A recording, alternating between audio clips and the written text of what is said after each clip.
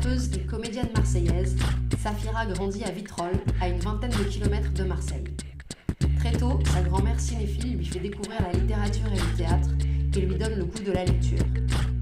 Fan de Diams, Ludivine de son vrai nom, écrit des poèmes pour ses amis au collège et commence à rapper au lycée à l'âge de 15 ans. Sans jamais lâcher la musique, elle travaille ensuite à Marseille comme éducatrice spécialisée dans l'aide sociale à l'enfance et avec des adultes en situation de handicap. En novembre 2020, elle sort avec 7 autres rappeuses marseillaises une cover du hit Bande organisée de Jul pour rappeler que les femmes ont aussi leur place sur la scène locale. Rapidement, les réactions hostiles, les insultes et les commentaires misogynes fusent sur les réseaux. Entre bad buzz et buzz tout court, les 8 artistes attirent malgré tout l'attention des médias. Grâce à cette mise en lumière, Safira se fait repérer par la directrice de casting de la metteuse en scène Caroline Villa-Nguyen et se retrouve dans sa pièce Fraternité Conte Fantastique. Elle termine actuellement une tournée de 3 ans qui l'a emmenée dans tous les théâtres de France et d'Europe. En parallèle, elle se consacre à la musique et a sorti une trilogie de clips ces 3 derniers mois. Safira nous parle de ses nombreux projets en tant que rappeuse et en tant que comédienne, du manque de sororité dans le rap et de l'importance de rester soi-même pour réussir en tant qu'artiste. Alors, bonjour Safira, tu es une rappeuse et comédienne marseillaise. Ouais, tu t'es super bien renseigné. Ah ouais, on prépare nos interviews, hein, t'as vu? Ouais, je vois ça. Est-ce que pour commencer, tu peux raconter d'où vient le pseudo Safira, qui je crois a un petit lien avec Diams, si je me trompe pas? Ouais. Bah, Saphira, écoute, c'est vieux, hein. Je devais avoir 14 ans. Je cherchais un blaze. Tu sais, à l'époque, c'était compliqué tout ça. Et j'avais une copine à moi qui bossait avec une meuf qui s'appelait Sephora. Et il y avait un truc autour du saphir, Jam. Tu sais que c'était mon idole. Bon, ça l'est toujours, tu vois. Mais il y avait un truc autour du saphir, Jam, et on a fait un mix. En fait, c'est Saphira, Sephora, avec le saphir, et du coup, c'est devenu Saphira. Voilà. Et après, c'est resté. Et puis, j'avais rajouté 2 A à l'époque parce que je kiffais Alia. Et Ouais. Alia aussi, je crois qu'il y avait 2 A ou 3 A, je sais plus. Et du coup, j'avais gardé Saphira avec 2 A. Donc voilà, la petite anecdote. Et qu'est-ce qu'il y avait chez Diams qui te plaisait autant? Pourquoi tu étais fan? Ben en fait, comment te dire on n'avait pas énormément de porte-parole féminin dans la musique urbaine. Donc il y a vraiment Jams et Kinya Arcana qui à l'époque avaient fait leur bout de chemin déjà. Et en fait, même si Kenny, elle était de ma ville, j'aimais beaucoup son militantisme, tout ça, mais je me retrouvais beaucoup plus dans les écrits de Jams parce que c'était beaucoup lié à la poésie, beaucoup lié aux mots. Et moi, avant même de commencer le rap, c'est vraiment la poésie qui m'a bercé, tu vois, l'écriture. Je lisais beaucoup. Donc l'écriture, c'était vraiment mon envie première. Et ensuite, ben, comme j'avais pas une voix d'opéra, tu vois, je me suis lancée dans la musique par le biais du rap pour faire passer des messages. Et Jams, ben, c'était l'ambassadrice. Donc c'était le seul porte-parole à l'époque et puis sa musique elle me touchait et elle racontait des choses. Elle pouvait passer de sujets très politiques, très liés à la société et en même temps elle était beaucoup sur des choses très personnelles comme sur ses morceaux TS ou ses morceaux tu vois les morceaux qu'elle a fait sur des histoires d'amour, sur plein de choses, tu vois. Donc j'étais une grande fan comme maintenant, je suis toujours très fan de l'artiste et en même temps très fan de l'humain, tu vois. Je suis partie voir son documentaire et c'est juste une nana incroyable, quoi, dans tout ce qu'elle a pu faire, que ce soit dans sa carrière ou dans ses engagements bénévoles, tu vois. Donc voilà. Et tu dis que avant le rap, tu étais passionnée par l'écriture. Tu dis aussi que tu as une grand-mère qui t'a initié en fait à tout ça, à la lecture, à la littérature, au théâtre. Ouais. Elle dirigeait un cinéma, c'est ça, à Vitrolles? Ouais, elle était présidente d'une association qui s'appelle les Amis des Lumières, bah, dans laquelle elle est toujours, hein. Elle est cinéphile et elle m'a mis le pied à l'étrier, ouais, au niveau de la culture. J'avais des parents ouvriers, tu vois, on a passé une super enfance parce que mes parents, ils m'ont apporté plein de choses. On faisait du sport, on faisait plein de trucs, tu vois? Mais ma grand-mère, elle m'a vraiment mis le pied à l'étrier au niveau de la culture, le cinéma, le théâtre. C'est elle qui m'a emmenée à la première fois au festival d'Avignon, c'est elle qui m'a emmenée voir des films, d'essai, tu vois? D'art et d'essai. Enfin, je regardais pas que des films de grand divertissement. Elle m'a emmenée vraiment voir des choses de très, enfin voilà, elle était vraiment c'est vraiment elle qui m'a acheté mes premiers bouquins, qui m'a acheté mes premiers livres pour écrire mes poèmes. C'est elle qui m'a fait baigner dans ce milieu-là de artistique. Ouais. Et c'est elle aussi qui t'a transmis, ton goût pour la musique? Non, Et en fait, mon père, il écoutait, tu sais, c'est mon père, il écoutait il écoutait Queen, Supertramp, c'était l'époque, du Cabrel, Goldman et tout. J'ai beaucoup écouté ça aussi parce que je suis très éclectique dans ma manière d'écouter la musique. Je peux écouter autant du Rosalía que du Cabrel, que du je mon ma playlist Spotify, c'est du grand n'importe quoi, tu vois? Mais, mais en fait, ouais, je peux écouter du Brel, je peux écouter plein de choses et en fait, ils étaient pas dans le milieu musical, mais c'est vraiment ma grand-mère qui m'a appris qui m'a emmené à lire, à aimer les mots. Je me rappelle, j'avais un dictionnaire et dès que je comprenais pas, il fallait absolument que. Enfin, j'ai toujours eu soif d'apprendre, j'ai toujours eu soif de. J'ai toujours, j'ai toujours aimé maîtriser mon sujet, tu vois. Quand tu parles avec des gens, que ça soit les mots, la manière d'employer les tournures de phrases, tout ça, j'aimais m'exprimer et je regardais des concours d'éloquence, tu vois, j'étais vraiment dans un truc. J'ai toujours aimé l'univers des mots et de ce qu'on peut en faire aussi, tu vois. Et en fait, j'avais envie de le raconter et de le raconter. Bon, il y avait plusieurs manières, hein. J'aurais pu écrire des livres, j'aurais pu écrire des poèmes, mais j'ai beaucoup baigné dans l'urbain. J'avais beaucoup d'amis, je traînais, tu vois? Et on écoutait du rap à l'époque, donc je me suis dit: «En fait, par le biais du rap, je pense que je peux mettre en lumière, ce que je sais écrire, quoi».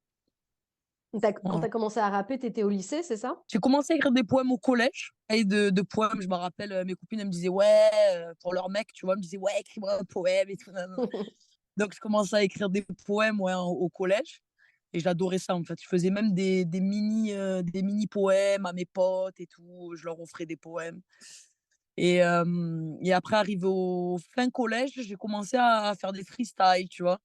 On commençait à avoir les téléphones, avec la vidéo. Donc on faisait des j'avais un vieil appareil photo, vidéo que ma mère avait qu'elle avait acheté quand on partait en vacances en Espagne, tout ça, que j'utilisais. Je faisais des vidéos, mes copines, elles me filmaient. Donc ouais, j'ai commencé fin collège, début lycée, ouais, à commencer à rapper. Je dois avoir 15 ans. Bah, pour ceux de ma génération, je pense que c'était l'époque des Skyblog, tout ça et Skyblog, ils avaient mis, en avant les Skyblog musique pour les jeunes artistes. Et en fait, j'avais créé mon Skyblog musique à l'époque où j'avais mis des morceaux, tout ça et c'est comme ça que c'est venu petit à petit, ouais. Et est-ce que tu te souviens ce que ça te procurait, en fait, le rap? Est-ce que ça te permettait des choses que d'autres activités te permettaient pas? Ah, j'avais la rage au ventre quand je faisais de je pense que j'avais encore plus de motivation quand j'étais plus jeune que maintenant parce que bon, maintenant, voilà, il y a la vie qui est passée, il y a plein de choses, et on connaît aussi maintenant on n'est plus dans la même génération non plus, on n'est plus dans la même génération des streams, des trucs, tout ça. On était dans un truc très, c'était la rap de scène, c'était, tu te démarques sur scène, c'était plus il y avait plus ce côté-là de YouTube, les vues, la sponsor, on n'avait pas encore conscience de tout ça, en fait. Donc en fait, la musique, c'était pas pour me faire connaître, mais c'était vraiment exutoire, tu vois? C'était un besoin de raconter, ma vie, de raconter, la vie des autres, et j'avais ce besoin d'écrire. J'étais dans un petit atelier d'écriture à Gignac avec des rappeurs, à l'époque de Marignane qui avaient lancé cet atelier d'écriture et c'est comme ça que enfin je mourais d'envie d'aller à mon atelier en fin de semaine, tu vois? C'était vraiment le moment où, je faisais ce que j'aime. Mais alors Donc, après, tu t'es pas tout de suite lancée dans le rap. Tu as d'abord travaillé comme éducatrice spécialisée dans l'aide sociale à l'enfance. ouais, j'ai toujours fait du rap à côté. J'ai toujours fait des projets, j'ai toujours fait du rap. J'ai fait pas mal de labels à Marseille où les choses elles avançaient pas. Et enfin, après, voilà, j'ai arrêté j'ai eu mon bac, je suis rentrée à la fac, c'était pas mon truc. J'étais en psycho, j'ai fait ça pendant 1 an. J'ai bossé à McDo comme tous les jeunes de 18 ans. Et après, ben voilà, après j'ai pris mon appartement très jeune. Et il fallait payer facture, il fallait mettre l'essence dans la voiture. Donc je me suis formée, je suis devenue éduque, ouais. J'ai bossé dans les centres sociaux et j'ai fait pas mal de public. Ça a été un métier vraiment hyper enrichissant, même pour tout, tu vois, même pour l'écriture, même pour plein de choses. C'est un rapport à l'humain incroyable d'être éducateur. Et j'ai toujours eu ce rêve-là de côté, tu vois. J'ai toujours eu la musique dans ma poche. Je continue à faire des projets, je continue à plein de choses. Mais après, bon, l'univers de la musique, c'est compliqué aussi, tu vois.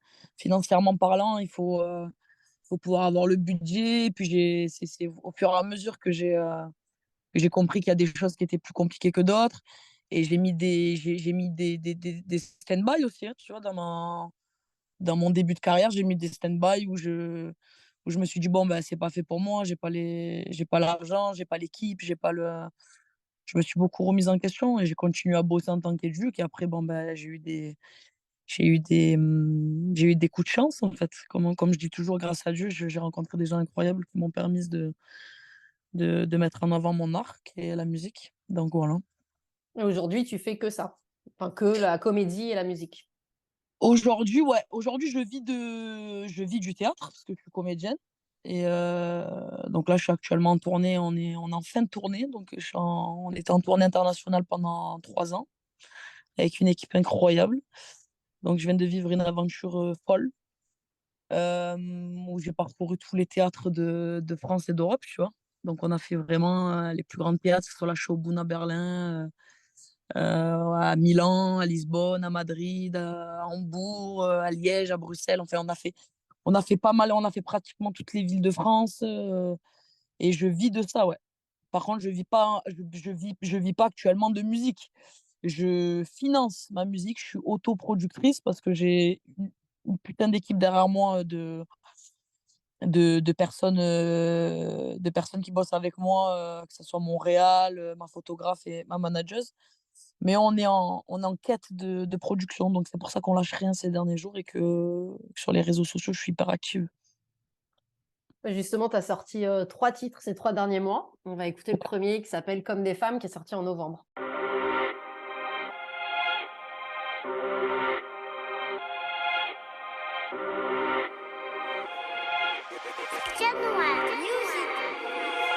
Tu veux câlin, je fais pas de câlin. Fais comme si j'étais pas là. J'ai fait cam sans robe de gala. Tire des balles, je te jette des bananes. Si je veux percer, faut que je sois bonne. Mais je suis bonne même sans abonné. Stockholm, Madrid et Lisbonne. J'ai fait le tour, personne te connaît. Tu fais le grossiste, t'en as pas l'air. Plus sensible, je te donnerai pas l'air que je fly et je baille. Quand j'écoute ton rap, t'es galère. Va pas se dire oui pour la vie. Perds la noche pour la weed. Skip, je rappe comme un bonhomme. Eh, va les couilles, t'en as envie. Viens, on se parle, viens, on se dit les choses. Attends, je mets le son sur pause. Dis-moi le temps de pêche, fais ma bimbe, je paye mon resto. Je paye ma rose, petit cœur est à l'hôpital et j'ai plus rien à perdre, j'ai même des go sur la capitale qui veulent qu'on fasse la paire. Nous ont mis des barrières, c'est le son des guerrières. Nous ont mis des barrières, c'est le son des guerrières. On va pas te faire de faveur, nous ont mis des barrières. On est tout à l'aise, c'est le son des guerrières. On va pas te faire de faveur, nous ont mis des barrières.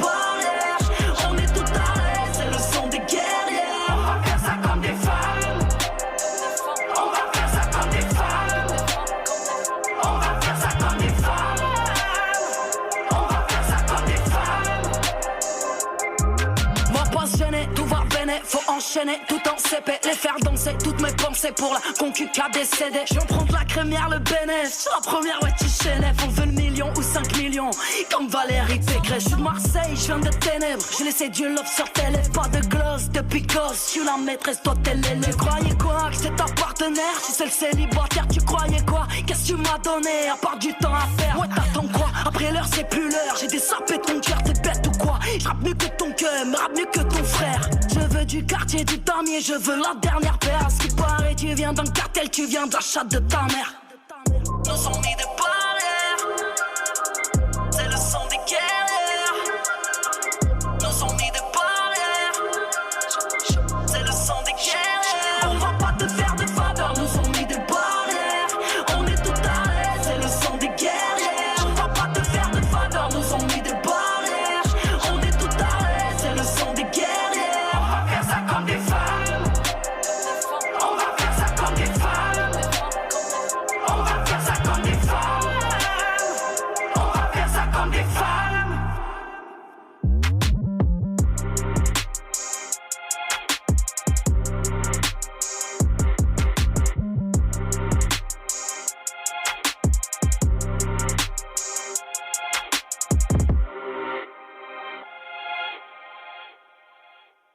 Comme des femmes, c'est le retour. En fait, quand je suis retournée en studio, parce qu'il y a eu une longue période, tu sais, il y a eu une longue période avec bande organisée version féminine. Il y a eu toute tout ce mouvement-là où on a fédéré entre nanas, où on a fait beaucoup parler de nous aussi, tu vois. Ça a été une super expérience. On a poursuivi aussi avec les Maresca. On a essayé de faire tenir un groupe de nanas, ce qui a été très compliqué, tu vois. Parce que pour d'une chose et une autre, de bosser à plusieurs, c'est assez compliqué. Donc après, le groupe, il s'est un peu éteint. Chacun était dans ses projets perso. Et en fait, j'ai décidé de revenir dans la musique avec un morceau qui s'appelle Toi sans moi, qui sera le prochain morceau que je vais sortir là, le 15 février. Et j'avais fait pas mal d'autres morceaux, donc on avait pas mal bossé maquette, tu vois. Et il y avait ce banger-là, Comme des femmes, que je trouvais percutant. Et puis aussi de rappeler qu'on va faire ça comme des femmes et qu'on est toujours là, nous les nanas, dans la musique. Donc j'ai décidé de revenir avec ce morceau, ouais. Ça veut dire quoi pour toi faire un truc comme une femme? C'est le faire bien, hein. C'est de savoir le faire 10 000 fois mieux que la plupart des mecs. Non, mais après, comme je dis toujours, enfin, j'ai envie de collaborer avec des nanas. J'ai envie qu'il y ait plus de sororité dans la musique. J'ai envie de, tu vois, là, comment ça s'appelle, dans le clip, on a fait appel à enfin, on a fait un genre de casting parce que moi, je bossais avec Audrey Gini, qui est directrice de casting, qui m'a pas mal aidé aussi pour recruter pas mal de nanas, parce qu'on a réussi à faire venir bénévolement une vingtaine de filles, enfin des comédiennes, et en même temps, j'ai réussi à ramener l'équipe des colleuses de Marseille, qui collent aussi dans les rues de Marseille des mots assez. Enfin, c'est un vrai combat qu'elles mènent, féministe, tu vois. Donc, j'étais très contente de les avoir avec moi sur plateau, parce qu'elles sont venues aussi coller, tu vois. Elles ont collé à la fin du clip, on peut voir qu'elles collent le titre du son qui s'appelle Comme des femmes. Et c'était très important pour moi de revenir avec ça, avec cette identité-là, cette couleur-là on est des nanas et on fait de la musique et on la fait bien, quoi. Tu vois. Tu disais que tu avais une équipe que de femmes, là. Tu disais une réal, une manageuse. C'est un choix, ça aussi? Je bosse beaucoup avec des nanas. Alors, franchement, c'est un pur hasard, tu vois. Par contre, Montréal, c'est un homme, hein, il s'appelle Tom Orsini.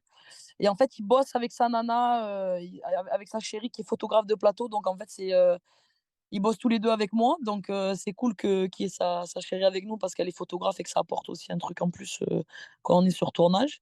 Et ma manageuse, oui, c'est une fille, ouais.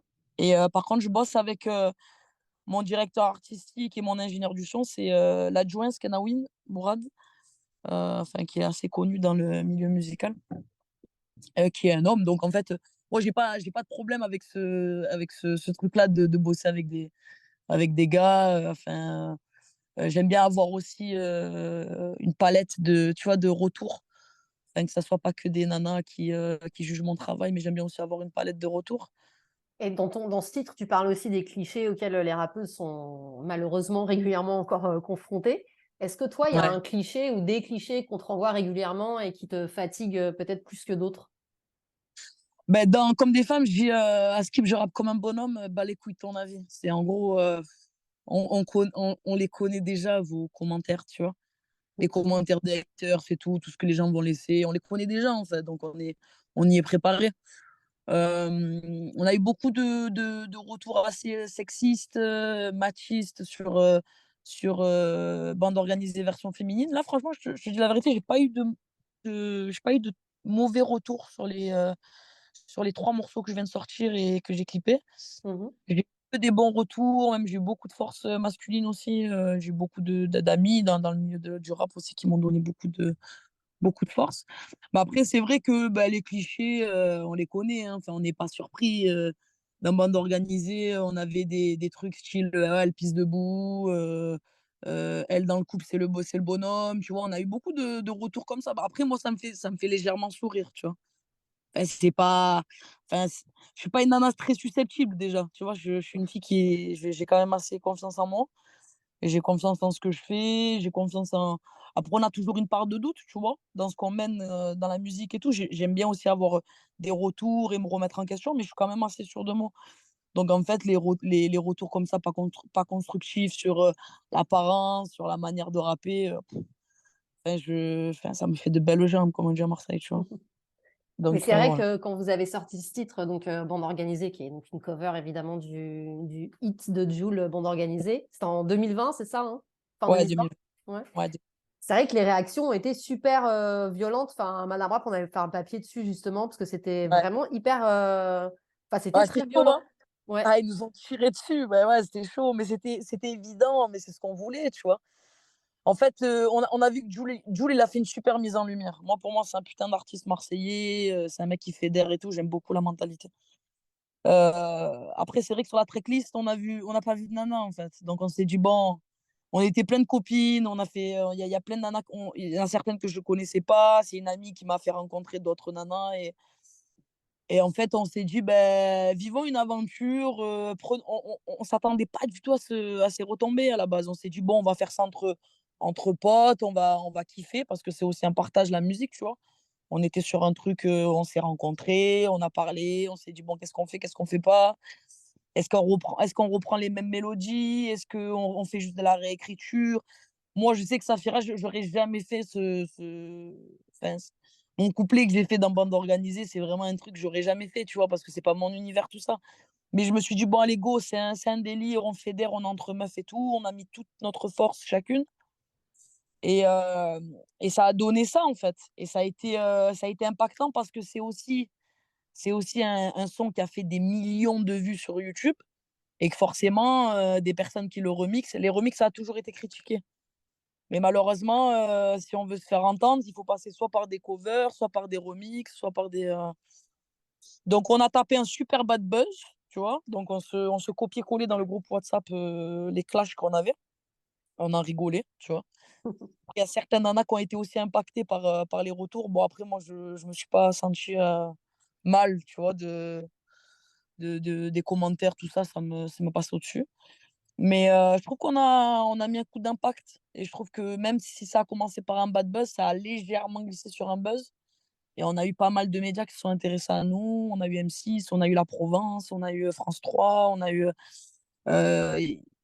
on a eu plein de choses. En fait, même si on s'attendait pas à ça, on a eu toutes, chacune, individuellement, des retours positifs qui nous ont permis moi-même, hein, j'ai intégré, la compagnie de théâtre, de Caroline, par le biais de bandes organisées parce que la directrice de casting, elle m'avait vu dedans. Mmh. Donc au final, tu vois, ça a été un super pied à l'étrier malgré que ça a été beaucoup critiqué. Mais c'était le but. On voulait faire parler de nous et on l'a fait. Tu parlais de Voilà. sororité tout à l'heure. Est-ce que tu trouves que c'est quelque chose qui manque encore aujourd'hui dans le rap français, entre Ouais, rappeuses? Ouais. carrément. Carrément, je trouve on n'est pas assez solidaires, là, nana. On n'est pas Je pense que, tu vois, moi, j'aimerais collaborer qu'avec des meufs. J'aimerais faire, enfin, j'ai plein de projets dans ma tête. J'en reparlerai avec Madame Rap parce que je pense que Madame Rap, ils pourront m'aider, pour trouver, d'autres nanas pour des collabs et pour des rencontres. Yes. Mais, je passe toujours par, votre Instagram pour trouver des nanas, même en Europe et tout. Je suis hyper intéressée par ce que vous publiez. J'aime bien découvrir d'autres meufs qui font du rap, d'autres meufs qui sont dans d'autres styles, d'autres délires. Mais, mais ouais, il faut collaborer. Il faut se donner la force, il faut se partager, Et en fait, il y a tellement pas de place pour les femmes qu'il y a une genre de compétitivité entre filles. Et tu vois, dans Bande Organisée, c'est ce qu'on a vraiment fait passer comme message. De dire, ben, en fait, on est toutes complètement dans des délires différents et que c'est le moment de se regrouper et de faire des choses ensemble, tu vois. Après, pour les artistes signés, il y en a pas mal qui collaborent. Ça commence à être un peu plus représentatif, tu vois. Je vois, là, il y a des planètes rap qui se font avec Lina, avec Linda, Imen, Doria. Mais il n'y a pas assez de rap encore, tu vois. Pour moi, ça manque de rap encore féminin. On est encore sur du R&B, sur des choses un peu... Je pense qu'il manque encore des nanas, des rappeuses. Mais ça va venir.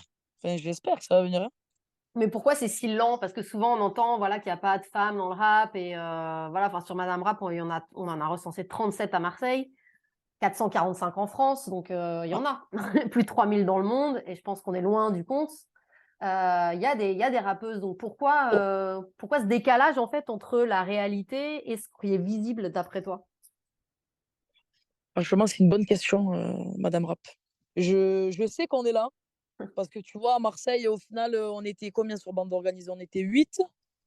Il y a des nanas que je connaissais même pas, alors qu'elles sont de chez moi, tu vois. Des nanas que je savais même pas qu'elles existaient à Marseille, qu'elles faisaient de la musique.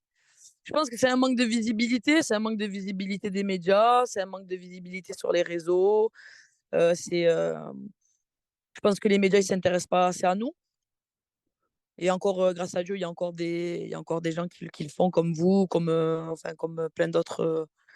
Il y a, comment ça s'appelle, il y a beaucoup de concours maintenant qui se fait, Rappeuse en liberté. Je trouve que c'est bien en fait, mais je pense que c'est les médias devraient s'intéresser de plus en plus aux filles dans le monde urbain, tu vois. Je pense que c'est ça qui fait que malgré qu'il y en ait énormément, il n'y en a pas beaucoup sur le devant de l'affiche. Parce qu'on revient toujours à la même chose, c'est l'urbain c'est la rue c'est les hommes, mais en fait non. En fait non. Dans le rap, le rap, c'est un, c'est un, c'est un putain comment dire. Le rap, ça permet en fait de s'exprimer, d'être porte-parole et de balancer des choses, tu vois. Et là, non, on a plein de choses à dire. Donc au final, il n'y a pas que les hommes. Mais c'est toujours le même discours, c'est toujours la même chose. Mais je pense qu'au fur et à mesure, ben, je pense que ces dernières années, là, c'est un peu plus les années des femmes, tu vois. On en voit de plus en plus émerger. On en voit de plus en plus sur le devant de la scène, donc c'est cool. Et je pense que ben, peut-être que dans 2, 3 ans, il y en aura encore plus. Et voilà. Et très souvent aussi, les rappeuses que j'interviewe ou que je rencontre me disent que souvent, on leur demande de chanter. Est-ce que toi, on t'a déjà demandé de chanter aussi? Ouais, ça, c'est le petit plus. Après, on est dans l'ère de la mélo aussi. Tu vois, c'est même pas que pour les nanas, je pense.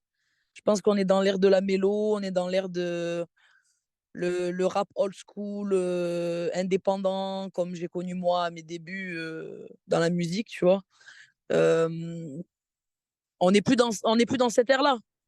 Il y a plein de courants maintenant qui arrivent. Il y a eu la drill, il y a eu, tu vois, il y a le boom bap, il y a plein de trucs qui arrivent, il y a plein de tendances, il y a plein de trucs. Et en fait c'est aux nanas et aux mecs de s'adapter aussi, tu vois. Donc moi, c'est vrai que je suis pas une chanteuse. Je suis pas une chanteuse, je sais faire des mélos, tu vois. Mais, euh, mais c'est vrai que sur des refrains, des fois, ça demande une mélo particulière, ça demande... Donc, tu t'adaptes. Tu t'adaptes à la consommation, en fait, hein. Ouais. C'est ce que les jeunes consomment à l'heure actuelle, c'est ça. Ils écoutent plus du rap pur, de puriste, quoi. Donc, je pense qu'il y a une adaptation à faire. Je pense que c'est une question de génération aussi. On va écouter tout de suite Vitesse, qui est sorti en décembre 2022 et qui n'est pas du chant, donc qui est bien du rap.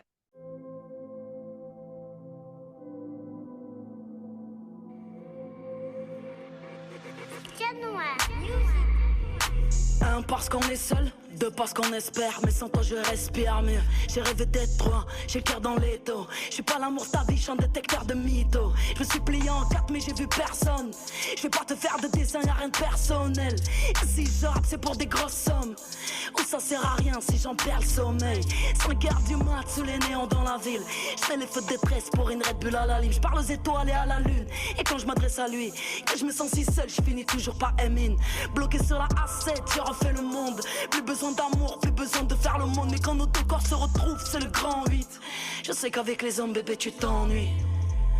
9 est la paire de shoes. Des matos dans une salle de shoot. J'ai porté mes ovaires, tu portes pas tes couilles. Je me suis mis au vert pour comprendre mes doutes. Une je perds, 10 je retrouve. Si tu pleures, même pas je me retourne. Je sais plus compter ni sur toi ni sur WAM. J'ai juste qu'on fait qu'un quand c'est toi qui es sur WAM. Tu me chuchotes à l'oreille que c'est moi qui te plaît. Tu sais pas ce que tu veux, tu m'époses, tu replay.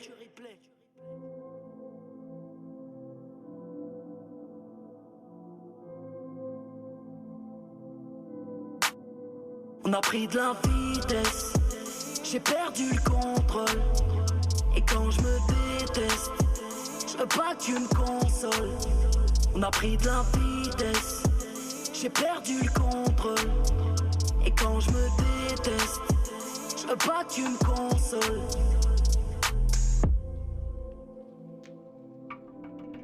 Y'a quelqu'un ?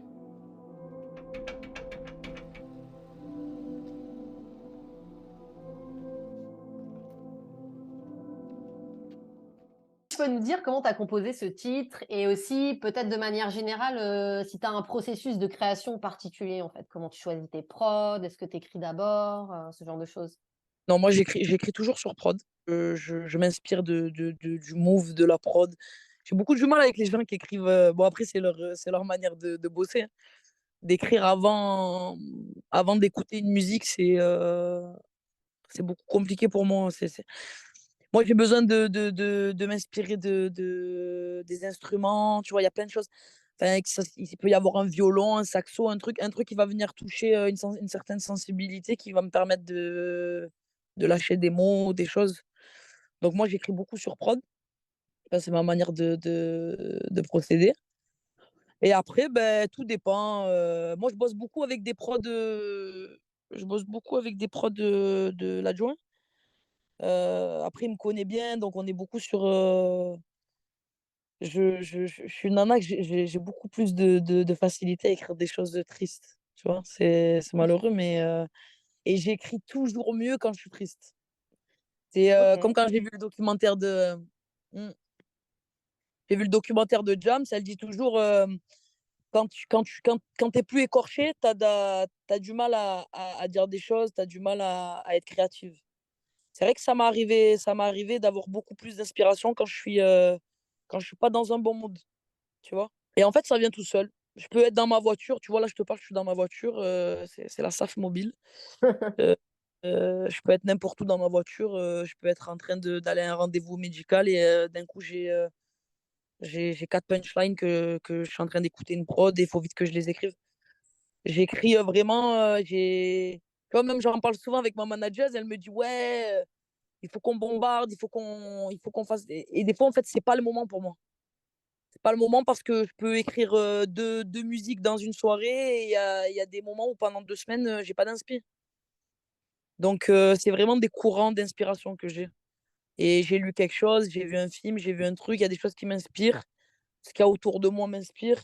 Les histoires que j'entends, les histoires des copines, les trucs. C'est comme ça que je me laisse porter par l'inspiration et je force pas. Parce que quand je force, j'ai l'impression que ce que j'écris, c'est le lendemain, je vais le rectifier parce que ça va pas être ouf. Donc, je suis vraiment dans un truc de me laisser porter par mon inspiration. Et c'est vrai que quand j'ai rencontré, par exemple, ma metteuse en scène, Caroline Guilain-Nguyen, qui fait du théâtre, depuis des années et qui est metteuse en scène, quand j'ai été en audition, je lui ai dit j'aime émouvoir les gens. Tu vois, je sais faire danser, j'aime bien le côté banger, mais je suis meilleure dans l'émotion, dans le rapport aux larmes et tout, tu vois. Dans le rapport à la tristesse, à la mélancolie, à plein de choses. Et elle aussi, elle fait du théâtre pour ça. Elle fait du théâtre parce qu'elle aime émouvoir les gens et du coup, il y a une super rencontre sur ce truc-là et je sais que je suis meilleure dans ça. Je suis meilleure dans après, j'aime aussi, m'amuser, tu vois? J'aime faire de l'ego trip, j'aime être sur du banger, mais je prends plus mon pied quand je vais toucher les gens. Vitesse, heu, vitesse, c'est un constat. J'étais en voiture, tu vois? Et puis je me dis: «Putain, je vais compter jusqu'à 10 et je vais rapper jusqu'à 10», tu vois? Et je me suis amusé avec les chiffres. Je me suis amusé avec les chiffres et j'étais en voiture et c'est venu tout seul, quoi. C'est plus un one shot, Vitesse. C'est même un morceau qu'on comptait pas sortir à la base, tu vois?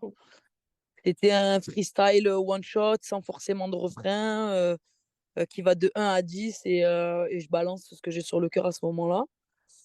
Et en fait, on s'en est servi parce que là, on est en train de sortir une trilogie. Je sais pas si tu as suivi un peu le mood, Si, si. sur Instagram.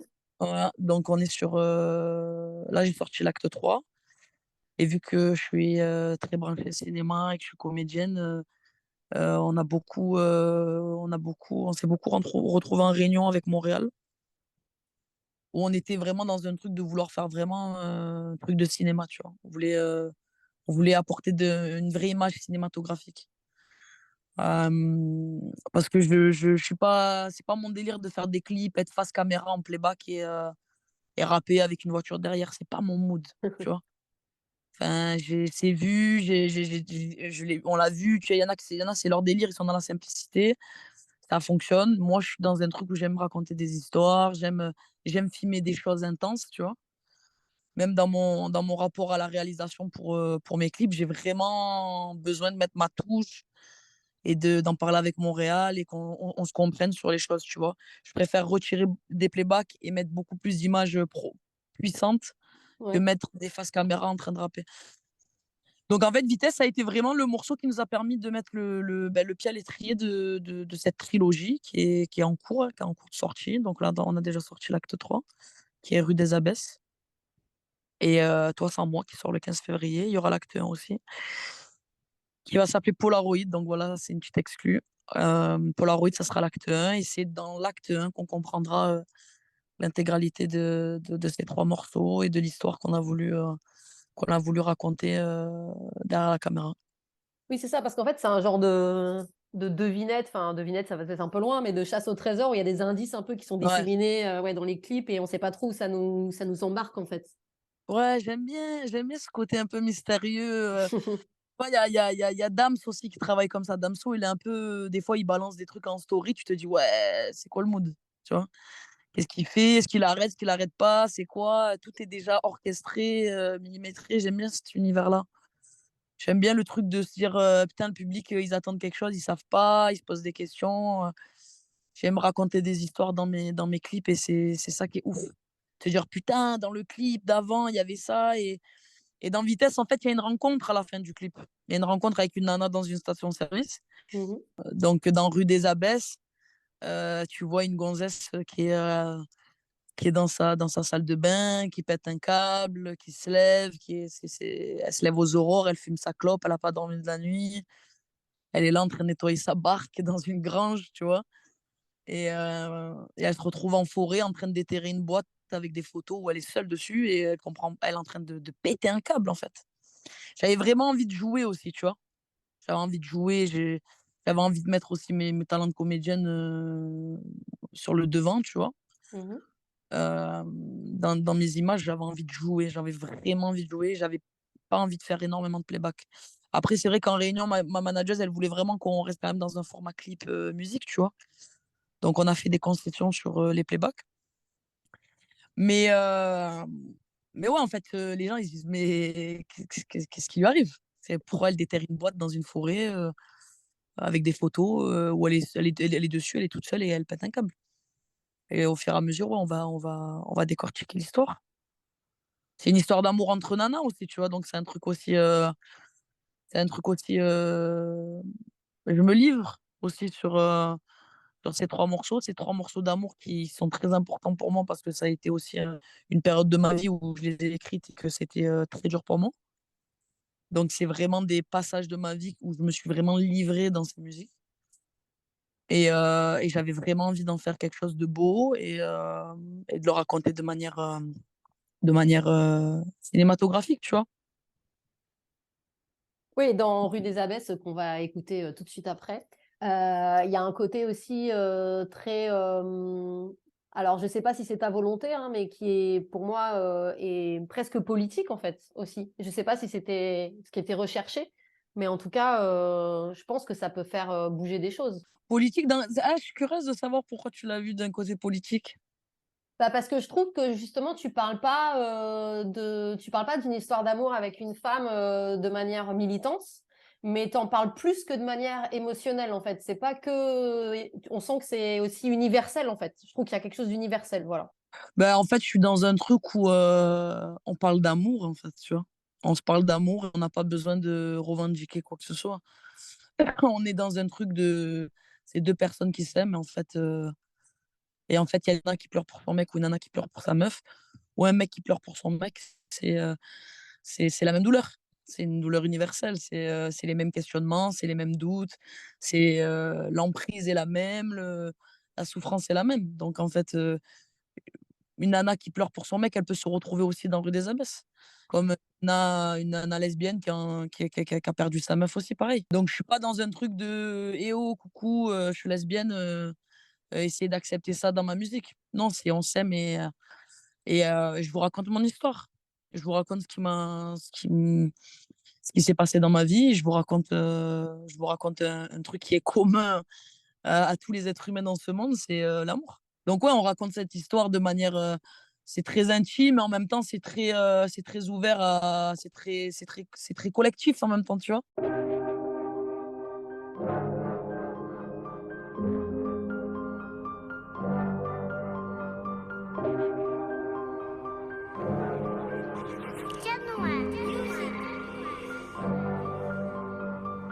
Je mets un bracelet sur mon cœur et purge la conditionnelle.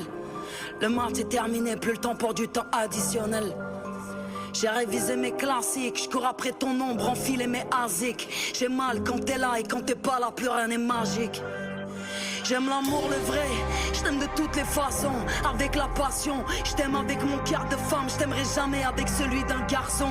Et si j'ai peur du vide, c'est parce que j'ai peur de la chute. Et si mon cercle est vide, c'est parce que j'ai appris à vivre sans parachute. Tes yeux dans les miens dans les tiens. Mais dis-moi qu'est-ce qui s'est passé. Ressasse, c'est le passé. De toi je me sens loin. Mais dis-moi qu'est-ce qui s'est cassé. J'ai l'impression de plus te connaître. Des plans sur la comète. Amour passionnel, dis-moi pour toi quel cri mon cœur est prêt à commettre. Il faut de tout pour faire un monde. Moi il me faut toi pour faire le mien. Beaucoup d'amour pour faire un homme. Beaucoup d'efforts pour faire le bien. On a côtoyé les bas-fonds, trop profonds pour que ça s'efface. Je passe mes nuits à contempler le plafond, mon cœur sans vie à la surface. C'est fou ce que ça fait d'aimer, la folie qui m'embrasse, tes lèvres qui m'embrassent, la peine, la colère qui m'enlace. Pourquoi pour toi je suis prête à dégainer, hein? Tu veux pas voir mes larmes, alors dis-moi pourquoi on s'aime. Je suis seule ce soir dans la cabine, je viens te rapper pourquoi je saigne. Pourquoi je saigne. J'ai pas fermé l'œil de la nuit, j'ai qu'une envie c'est de te parler. J'suis toute seule ouais sur le palier, alors que je devrais me tailler. J'ai pas fermé l'œil de la nuit, j'ai qu'une envie c'est de te parler. J'suis toute seule ouais sur le palier, alors que je devrais me tailler. Un peu plus de love, un peu plus de souvenirs. Chaque jour je les arrose, mais aucune de nos promesses n'est prête à s'ouvrir. Un jour la maison sera vide et tu te rappelleras ce que je disais. En salette de perdu, crois-moi, on n'en vaudra jamais des dizaines.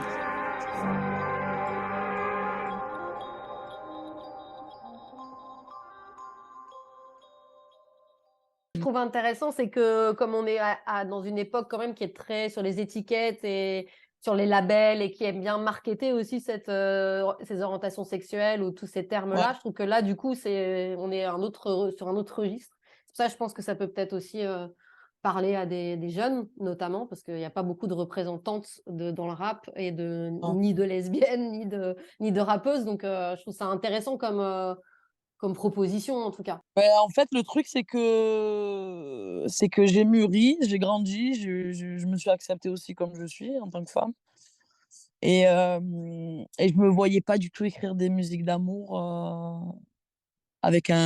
jouer dans un clip avec un gars et faire semblant. Parce que le Ouais. public, tu ne sont pas cons, en fait, hein. Les gens qui t'écoutent, ils sont pas débiles, tu vois. Quand c'est écrit sur ton front et que tu peux pas faire semblant, en fait. Après, je peux faire semblant, je peux jouer des films où, tu vois, dans la pièce de Caroline, dans laquelle je suis en tournée là, actuellement, je joue une nana qui a été battue par son mari. Donc, je suis hétéro et je suis une autre figure. Je représente une autre figure de femme dans un tout autre militantisme, des violences faites aux femmes, etc. Quand tu es comédien, tu peux être dans la peau de tout et n'importe quoi. Mais après, dans ma musique, c'est personnel. Je peux pas être, je peux pas être ce que je ne suis pas, tu vois. Je peux pas raconter des choses, être porte-parole, ce serait jouer la comédie, tu vois. Et je pense que c'est pas ce que je suis. C'est ce que j'ai toujours dit à ma manager, j'ai dit moi je je reste moi en fait. On va essayer de décrocher un contrat, on va essayer d'aller sur le devant, on va essayer de gagner des abonnés, on va essayer d'avoir un public, de faire des concerts et je vais rester moi-même. Et ça va fonctionner parce que c'est comme ça que ça marche. C'est comme ça que ça marche. Les menteurs, on les démasque, tu vois. Et tu crois Moi, pas je vais aussi que pas c'est dire. la liberté d'être indépendante, enfin, en tant qu'artiste? Parce que parfois, quand tu es contrainte par une major ou par un entourage de taire ça ou de faire semblant, c'est plus compliqué, non? Ben, je pense que ça se négocie, en fait. Tu vois, nous, nous, sur notre stratégie, on est sur du développement. Donc, on sait que là, pour l'instant, tu vois, on est sur de la recherche de public, de personnes qui vont nous suivre réellement. On n'est pas sur un truc de buzz, de trucs et tout. On construit le personnage SAF. Au fur et à mesure, on fait découvrir l'univers, mon univers, ce que j'ai envie de raconter, tout ça. Donc là, on essaye de faire valoir un art, un talent, un truc, et on le fait petit à petit. On ne veut pas faire 100 000, 200 000, 300 000 d'un coup. On est sur une montée, tu vois, par exemple, pour Comme des femmes, on est sur du 20 000 vues. On se dit pas, genre, on s'est dit, c'est pas grave. On avance au fur et à mesure, step by step, tu vois. Oui, c'est bien déjà 20 000 vues. Enfin, C'est ça. Et en fait, on essaye aussi de montrer qu'avec ce qu'on a comme moyen, on peut faire des dingueries en termes de visuel, en termes de musique. Après, c'est sûr que je bosse avec l'adjoint qui est un des meilleurs ingénieurs du son français. Donc, on a quand même une qualité. On a une qualité de studio, on a une qualité de visuel parce que Tom, il bosse avec du matos incroyable et que on arrive à sortir des vraies images cinéma.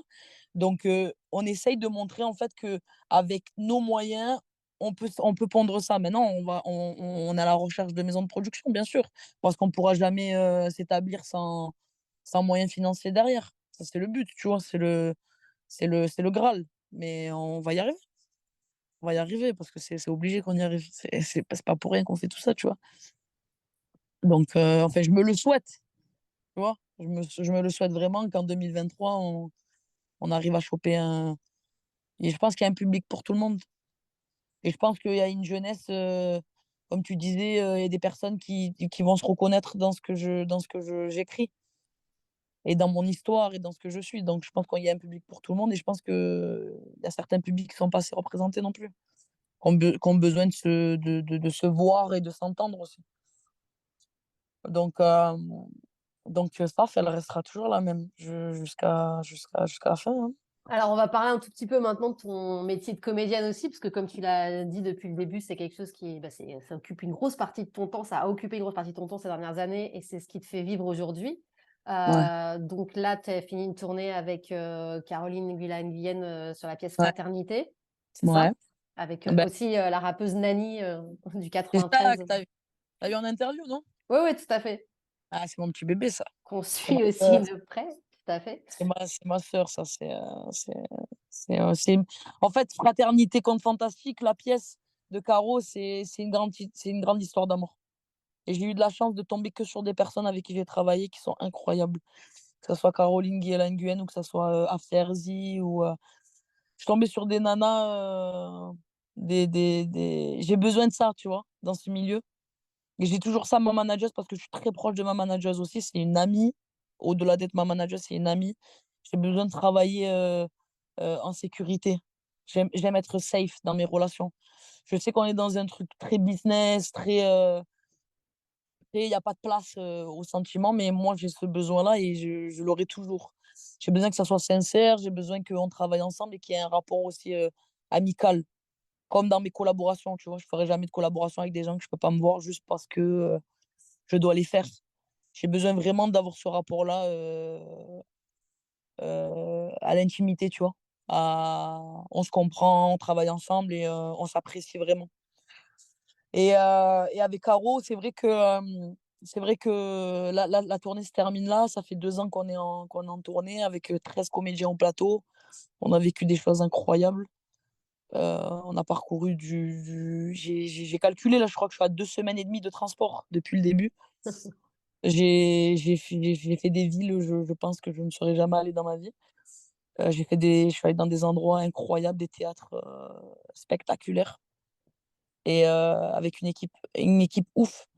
Et en fait, ouais, ça se termine là. Il nous reste 3 dates à Clermont-Ferrand à la fin de fé à la fin du mois et ensuite fin avril, on fera nos 2 dernières dates, au Luxembourg. Donc ça sera les 2 dernières dates de fraternité et hem et c'est aussi une fin de quelque chose, tu vois? C'est compliqué pour moi, c'est assez dur, tu vois? Je t'en parle avec, beaucoup d'émotion parce que ça soit Nani, que ça soit Maya, que ça soit toute l'équipe de fraternité, hem, c'est des gens que j'aime beaucoup, avec qui j'ai travaillé et voilà, avec qui j'ai passé beaucoup de choses, tu vois? Donc c'est vraiment, ça a vraiment été une vraie découverte, le théâtre. On n'avait jamais joué au théâtre. J'avais déjà joué dans un long métrage, mais j'avais jamais mis les pieds sur une scène de théâtre Ouais, dans et Bonne Mère d'Afsia Herzi, hein, c'est ça? ouais, Ouais, ouais, en fait, j'ai joué dans un long de Bania Mechbar qui s'appelait Le Crime des anges, d'accord. beaucoup plus jeune et ensuite j'ai été auditionnée, ouais, pour jouer dans le long métrage de Hafsa qu'on a présenté au festival de Cannes, la même année où, j'étais au festival d'Avignon. Donc tu vois, je pensais, dans ma vie, j'aurais jamais pensé faire les 2 et j'ai fait les 2 donc ça a été incroyable. Et tu as fait un titre Yéma d'ailleurs, hein, sur la BO de Bonne Mère. Ouais, Ouais. ouais. Bah, Afsa, elle Et voulait que je fasse un son pour le film parce qu'elle savait que je faisais de la musique et qu'elle aimait beaucoup. Elle m'a appelé, elle m'a fait ce cadeau-là, en fait, d'être la bande originale du film, chose qui était, incroyable. Ouais, j'ai écouté mon morceau au Palais des Festivals à Cannes, dans une salle remplie, c'était ouf. C'était ça aussi, ça a marqué mon année 2021, c'était incroyable. Donc ouais et en fait, pour te dire que j'ai eu des opportunités comment dire? J'ai eu des opportunités en tant que comédienne, toujours par le biais de la musique, tu vois? Toujours par le biais de la musique parce qu'ils cherchaient une rappeuse, parce qu'elle m'avait entendue rapper, et en fait, j'ai pas envie de laisser de côté la musique, pour mon taf de comédienne, même si ça me prend beaucoup de temps, mais c'est pour ça que j'essaye d'allier les 2. J'essaye d'allier les 2 et d'en faire une force, tu vois? Il y a des artistes qui sont polyvalents comme ça, tu prends Camille Lelouch qui est humoriste, comédienne, chanteuse. Je sais qu'on peut pas tout faire en même temps, mais moi j'aspire à ça, à faire tout ça. Même à réaliser, il y a tout qui me plaît, j'ai envie de rester dans ce milieu-là. là aussi, dans le milieu du théâtre et du cinéma, tu as travaillé qu'avec des femmes. C'est pareil, c'est un hasard ou ça fait partie de cet espace safe, que tu recherches? Bah, écoute, je les ai rencontrés par pur hasard parce que en fait, j'ai jamais fait d'audition dans ma vie. J'ai jamais auditionné dans le but de jouer dans un film. On est toujours venu me chercher.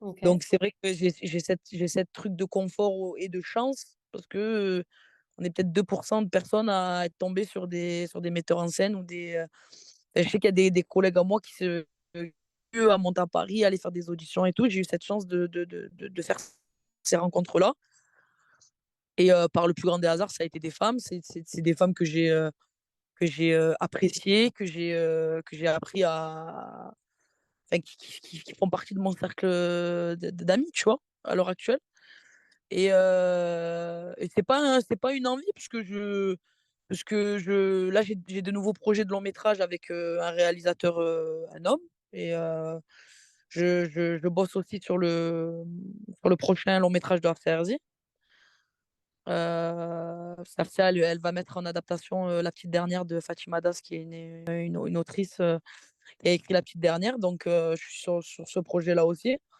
Donc, en fait, je vais où le vent me mène. Ben, quand les personnes me contactent et tout, je vais où le vent me mène. Et quand les projets me semblent cohérents et en accord avec moi, let's go, quoi, tu vois. Comment est-ce que tu découpes ton temps entre le théâtre, le cinéma et la musique? Est-ce que c'est quelque chose que tu calcules ou pareil, tu fais un peu au feeling selon les périodes?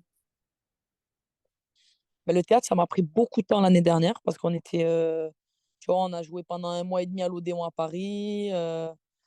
Ça a pris beaucoup, beaucoup de temps dans ma vie. Donc, tous les moments où j'étais sur Marseille, quand je rentrais à la maison, je bossais musique. Et les projets cinéma, ils sont tombés vraiment en fin de tournée théâtre. Donc, en fait, j'ai eu encore ma part de chance qui fait que le théâtre commence à ralentir en termes de date. Et en même temps, j'ai des projets de cinéma qui viennent tomber. Euh, j'ai d'autres projets aussi théâtre qui vont suivre. Donc, il y a plein d'autres trucs. Et j'arrive par un miracle à réussir à tout goupiller pour être présent. Je fais beaucoup d'allers-retours à Paris aussi, tu vois. Vu que je suis à Marseille, que c'est ma ville, De c'est mon petit, cœur. ouais, mon petit bébé Marseille. Donc, tu vois, c'est très dur pour moi de monter à Paris, de m'installer. Donc, je fais beaucoup d'allers-retours à Paris. Tu vois, là, le 21, je suis encore en vadrouille à Paris. Le 22, je repars à Clermont. Et en même temps, je fais la promo de la musique et la sponsor et les trucs. Et je suis sur les réseaux et j'essaye de faire le max, en fait, d'organiser mon temps du mieux que je peux pour allier tout ça, quoi. Donc là, c'est quoi tes projets, donc les longs métrages là, dont tu as parlé, sur lesquels tu travailles, cette trilogie qui est en train de sortir? Ouais, donc là, pour la musique, il y a la trilogie. Donc là, le 15 février, il y a Toi sans moi, l'acte 2. Donc pour compliquer les choses, on a sorti le truc à l'envers aussi. Ça, c'est une envie perso de rendre tous les gens. Cette trilogie, il va y avoir d'autres projets aussi derrière. Je te disais, j'ai vraiment envie de fédérer, j'ai envie de faire des rencontres musicales avec des artistes féminines. Donc, je suis en train de réfléchir à un projet de me déplacer aussi dans des villes pour faire des collaborations ou dans un esprit un peu de color show, tu vois. Donc, j'ai encore pas mal d'idées dans la tête pour la suite et j'ai pas mal de morceaux aussi qui sont dans l'ordi et qui attendent d'être clippés. Donc, on a encore pas mal de. Je pense qu'après la trilogie, je reviens aussi avec un banger, un truc un peu plus frais. Et pour le théâtre, Fraternité se termine. Je reste en contact avec Caro parce qu'il va y avoir d'autres projets théâtre aussi qui vont arriver un peu plus tard. Pas de suite, de suite. Et pour le cinéma, écoute, normalement, je joue dans le prochain de Afterzi, La Petite Dernière. Et j'ai aussi un autre long métrage là, qui est en casting, je suis en train de bosser dessus, donc je suis montée pour des essais, qui s'appelle Le Domaine, voilà, donc et C'est un autre, super chargé. ouais, je te fais ouais, c'est chargé, mais c'est ce qu'il faut parce que je pense que la fin de la tournée, il faut que je sois occupée aussi, tu vois? Parce que Oui, pour pas trop déprimer, ouais. ouais, tu vois, il y a un collègue comédien qui est comédien depuis des années au théâtre, qui m'a dit, après une aussi longue tournée, parce qu'au théâtre, c'est vrai que c'est rare de faire, on a fait presque 120 dates, tu vois? Donc ça fait 120 fois qu'on joue la pièce. Donc ça représente aussi une partie de ma vie. Je suis arrivée, on a vu des naissances, on a vu des mariages, on a vu des. Et je pense qu'il y a une petite période de dep qui m'attend de fin de tournée. Et ça, je pense qu'il faut que je sois occupée pour pouvoir aussi intégrer que voilà, il y a toujours une fin à tout et qu'il y a de nouvelles choses qui recommencent et que je me dois d'être complètement disponible mentalement pour les accomplir, quoi. Bon, pour finir, qu'est-ce qu'on peut te souhaiter? Franchement, ce qu'on peut me souhaiter, du bonheur dans ma vie, parce que ça, c'est la chose là.